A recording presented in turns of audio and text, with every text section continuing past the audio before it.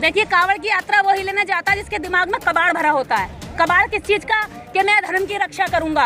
अरे तेरी बीवी की इज्जत जो है खतरे में है, तेरे बच्चे का भविष्य खतरे में है और तू धर्म की रक्षा करने जा रहा है। धर्म आपको रोटी नहीं देता, धर्म आपको रोजगार नहीं देता, धर्म आपको शिक्षा नहीं देता, धर्म आपको कपड़ा नहीं देता, धर्म आपको मोबाइल, लैपटॉप, साइंस, विज्ञान से बनी हुई कोई भी चीज नहीं देता। धर्म ने सुई तक नहीं दी है जिस सुई से हम अपने कपड़े सिलकर अपनी इज्जत बचा ले। तो क्या करना है आपको उसको बचाने के लिए?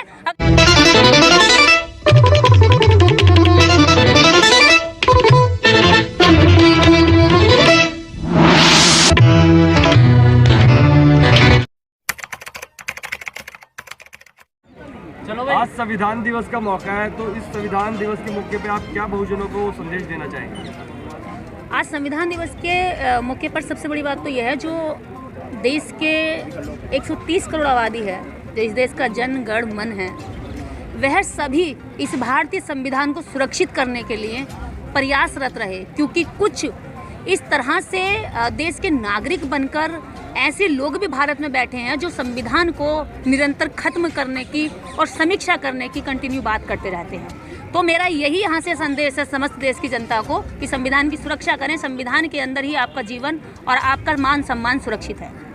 निदेश दीदी जो है हमारी इस क्रम में क्या कर रही हैं अपनी तरफ से? देखिए, इसके लिए हम लोग देश की जनता को संविधान के बारे में जागरूक कर रहे हैं। लगातार अगर हम वास्तव में कहें कि देश के अंदर संविधान के बारे में अगर आम जनता ने जाना है, गांव के पिछड़े जो लाइन में खड़े लोगों ने जाना है, समझे महिलाओं ने जाना है, तो ये सब इस देश के उन्हीं लोगों की बदौलत जागरूकता आई है जो हम जैसे लोग काम कर रहे हैं, जो सड़कों पर काम कर रहे हैं, जो न्याय की बात कर रहे हैं, जो बार बार कहते हैं कि आपके अधिकार किसी धर्म में सुरक्षित नहीं है, किसी मजहब में सुरक्षित नहीं है। अगर आपके अधिकार सुरक्षित हैं तो भारतीय संविधान के तहत सुरक्षित हैं। जैसे कि सीए और एनआरसी का जब कानून आया, बिल संसद में आया, तो सारे मुस्लिम भाइयों ने, देश की समस्त मुस्लिम आबादी ने संविधान को सीने पर लगा करके आंदोलन किया। क्योंकि उन्हें पता था संविधान के तहत ही आप सड़क पर उतर सकते हैं, आंदोलन कर सकते हैं, अधिकारों को बचा सकते हैं। बहुजन आंदोलन बढ़े जा रहे हैं, फिर भी सरकार के ऊपर कोई छू नहीं रही। देखिए, तानाशाही सरकारें जो होती हैं वो केवल ऐसे ही रवैया दिखाती हैं कि हम किसी की नहीं मानेंगे। किसान रहे, उन्होंने धोखा दे करके कहा कि हम वापस ले लेंगे ये कानून, ये बिल वापस ले लेंगे। उसके बाद जब किसान अपने अपने घर चले गए तो उन्होंने कहा कि हम वापस नहीं लेंगे। इस देश में जब आंगनबाड़ी महिलाएं सड़कों पर उतरती हैं, जंतर मंतर आती है, तो ठीक है आपके अधिकार हम दे देंगे। जब वो घर चली जाती हैं फिर बेईमानी कर लेती है।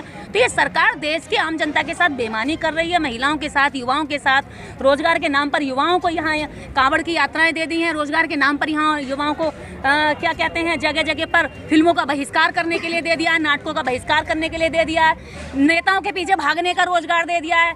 क्योंकि वो जब बेकार रहेंगे और कमजोर रहेंगे, आर्थिक रूप से टूटे हुए रहेंगे, तो नेताओं के पीछे लग्गू बनेंगे।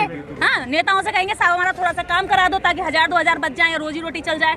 तो क्या ये देश के युवाओं की एक तरह से इस तरह का कुंठित जनता बना देना चाहते हैं जो कल को अपराध भी करे? जब रोटी की भूख लगेगी तो आदमी रोटी छीनेगा, जब वो कमाने के लिए उसको रोजगार नहीं होगा तो वो रोटी छीनेगा, चोरी करेगा, डकैती करेगा, और चोरी डकैती करते देख लिया तो कल को मर्डर भी करेगा। इसी तरह से आपराधिक देश को बना देना चाहते हैं। तो हम देश के अंदर चाहते हैं कि देश की आम जनता संविधान को सुरक्षित रखे। इसी संविधान के तहत आप अपने आंदोलन कर सकते हैं और आप इसके तहत सुरक्षित रह सकते हैं। क्या आपको लगता है संविधान सुरक्षित हाथों में नहीं है? देखिए, संविधान अगर सुरक्षित हाथों होता तो आज देश के अंदर 130 करोड़ आबादी मीडिया के माध्यम से, चैनल के माध्यम से, अखबारों के माध्यम से संविधान दिवस मना रही होती और देश की सरकारें संविधान की प्रस्तावना की आज सीने पे हाथ रख के संविधान प्रस्तावना का पाठ कर रही होती। जब 15 अगस्त को घर घर तक झंडा आप फहरा सकते हो, झंडा यात्रा निकाल सकते हो, तिरंगा यात्रा निकाल सकते हो, तो संविधान दिवस पर आप संविधान यात्रा क्यों नहीं निकाल सकते? लेकिन उन्होंने ऐसा नहीं किया। उन्हें पता है कि संविधान यात्रा निकाल दी तो ये लोग कांवड़ यात्रा छोड़ देंगे, अगर संविधान यात्रा निकाल दी तो ये लोग रोजगार यात्रा निकाल देंगे कल को, अगर संविधान यात्रा निकाल दी तो कल को ये शिक्षा, समान शिक्षा की लड़ाई लड़ने के लिए सड़कें भर देंगे। इसलिए वो संविधान की यात्रा नहीं निकालना चाहते। इससे पता चलता है कि सरकार कितना चाहती है कि संविधान लोगों तक जाए। आज 76 वर्ष हो गए, मुझे ये बताइए इन 76 वर्षों में कितने लोग ऐसे हैं जो संविधान के बारे में जानते हैं, या संवैधानिक अधिकारों के बारे में जानते हैं, या दायित्वों के बारे में जानते हैं? कितने लोग हैं? अभी मुझे लगता है कि मौलिक अधिकारों का भी पूरी तरीके से आम जनता तक प्रसार नहीं हुआ था। क्या मैडम आप मानती हैं कि जो मुस्लिम लोग हैं संविधान को मानते हैं लेकिन संविधान के मानने वाले मुस्लिमों के साथ क्यों नहीं देते? संविधान को मानने वाले मुस्लिमों का साथ क्यों नहीं देते? संविधान को मानने वाले ही मुस्लिमों का साथ देते हैं। आप कैसे कह रहे हैं ये? इस देश के अंदर अगर मुस्लिमों का साथ किसी ने दिया है तो संविधान को मानने वालों को ने दिया है। जितने भी देश के अंदर शाहीन बाग बने, जितने भी महिलाओं के मंच लगे, मैं संविधान को मानने वाली निर्देश सिंह इस देश के लगभग 150 शाहीन बागों को संबोधित करके आई हूँ। और देश के अंदर जितने भी लोग उनके साथ खड़े हुए वो सारे संविधान को मानने वाले लोग थे। जो उनके विरोधी थे, जो संविधान को नहीं मानते थे, वो तो उन्हें बिरयानी के ऊपर बदनाम कर रहे थे, 500 रुपए के ऊपर बदनाम कर रहे थे, औरतों को बुर्के के अंदर बदनाम कर रहे थे। देश के अंदर अगर मुस्लिमों के साथ कोई खड़ा है तो संविधान को मानने वाली जनता और वो देश का सच्चा नागरिक खड़ा है।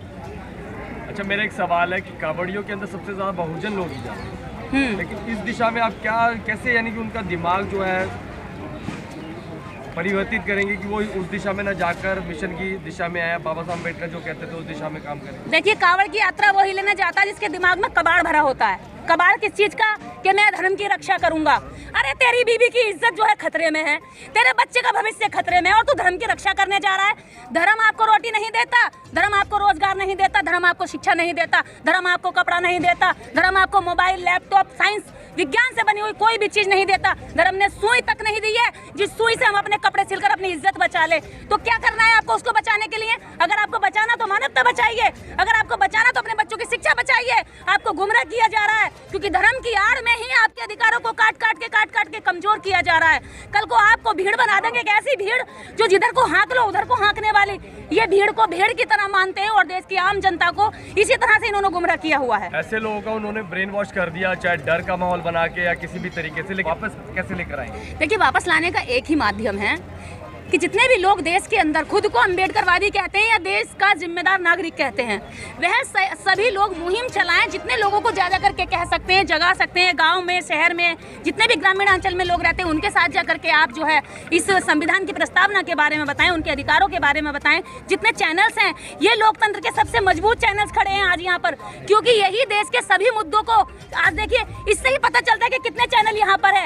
आज देश की स्ट्रीम मीडिया एक ने भी संविधान का नाम नहीं लिया, एक ने भी संविधान जितने दिवस के कार्यक्रम हुए उनकी कवरेज नहीं की। इससे पता चलता है कि वो संविधान के तहत लिए अधिकारों का तो खूब मलाई चाटते हैं, लेकिन संविधान को बचाने और उसके प्रचार प्रसार में एक रत्ती भर भी भूमिका नहीं निभाते। इस प्रतिज्ञाएं देश के प्रत्येक नागरिक को पढ़नी और समझनी चाहिए, क्योंकि ये 22 प्रतिज्ञाएं आपको देश का अच्छा और सच्चा नागरिक बनाने के लिए एक अहम भूमिका निभाएंगी।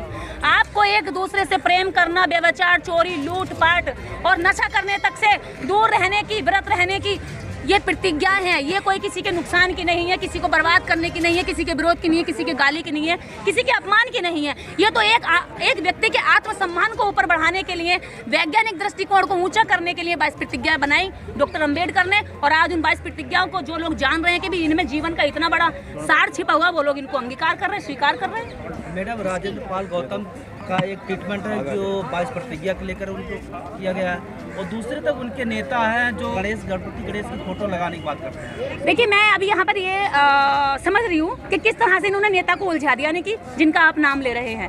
एक तरफ तो राजेंद्र पाल गौतम जी 22 प्रतिज्ञाएं लेते हैं और 22 प्रतिज्ञाओं पर पूरे देश के अंदर बवाल होता है, उनकी पार्टी उनका साथ नहीं देती। फिर उनकी पार्टी कहती है, उनकी पार्टी का मुखिया कि लक्ष्मी और गणेश की तस्वीर नोटों पर होनी चाहिए। एक तरफ वो कहते हैं मैं गौरी गणेश को ईश्वर नहीं मानूंगा, उनका नेता कहता है कि मैं गौरी गणेश को देश की करेंसी पर उनकी तस्वीर देखना चाहता हूँ, लगनी चाहिए ताकि देश को आशीर्वाद मिल सके।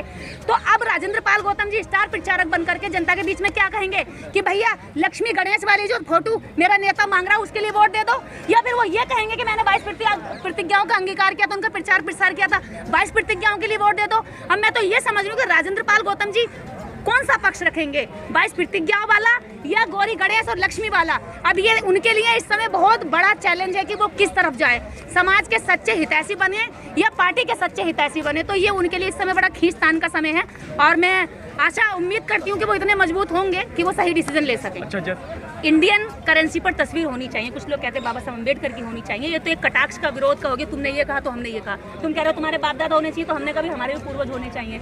तो मैं इस पर नहीं जाऊंगी, मैं कहूँगी कि इंडियन करेंसी जैसे हाल में पहले थी, जहाँ सम्राट अशोक की ललाट और भारतीय क्या कहते हैं जो मूर्ति है, वो जो किसान है, हल चलाता हुआ किसान, खेतों में लहलहाता हुआ धान और गेहूं की जो फसल थी, जवान और किसान जो देश की मेन पावर होते हैं, उस पर एक करेंसी पर उसकी तस्वीर थी। तो पुराने हाल में, पुराने स्वरूप में ही करेंसी वापस होनी चाहिए। इकोनॉमी जो है मजबूत हो रही है। हाँ बिल्कुल मजबूत हो रही है, क्योंकि ये जितने भी लोग हैं ना, क्योंकि वो तो गोबर खा के भी पेट भर लेंगे। ये इकोनॉमी जिसको मजबूत बता रहे हैं ना, ये वही लोग हैं जो गाय का मूत्र पीने की बात करते हैं और गोबर खाने की बात करते हैं। उनके लिए तो इकोनॉमी चाहे जमीन में धंस जाए, उसके बाद भी वो कहेंगे इकोनॉमी मजबूत हो रही है। इनका हाल वही हो गया, भैया गोबर खाने को मजबूर है, लेकिन उसके बाद भी तारीफ करनी पड़ेगी। ये बात ये है, देखिए ये दिमाग से कितने बंद और शातिर, इनको शातिर कहूँ या मूर्ख कहूँ। गाय के 2 बच्चे हैं, एक बच्चा वो है जिसको गाय पैदा करती है, एक बच्चा वो है जो खुद इंसान का जन्म लिया है लेकिन गाय को माता कहता है। फिर अगर गाय के बच्चा घास खा रहा होगा तो बछड़े के मुंह में अगर गोबर आ जाए ना जरा सा भी, तो चबा चबा के गोबर बाहर कर देता है और तिनका अंदर खा जाता है, घास खा जाता है। लेकिन ये वो मूर्ख है कि बछड़े से भी ज्यादा कम दिमाग रखते हैं। समझ रहे हैं आप? इंसान का बच्चा इतना मूर्ख है कि बछड़े गाय के बच्चे से भी ज्यादा कम दिमाग रखते हैं। गाय का बच्चा अपनी माँ के पास भागेगा और थनों में को लगेगा और उसका क्या कहते हैं दूध पिएगा। लेकिन इंसान वाला जो है, जो सृष्टि की सबसे कमाल की रचना करी गई है, ब्रेन वाली रचना करी गई है, वो जाएगा भागेगा और गाय का मूत्र पिएगा। अरे तुम बछड़े से भी ज्यादा गए गुजरे हो, दिमाग से पैदल हो, बेकार हो। मैं तो तुम लोग का रद्दी मानती हूँ। देश को गर्त में ले जाओगे, बर्बाद।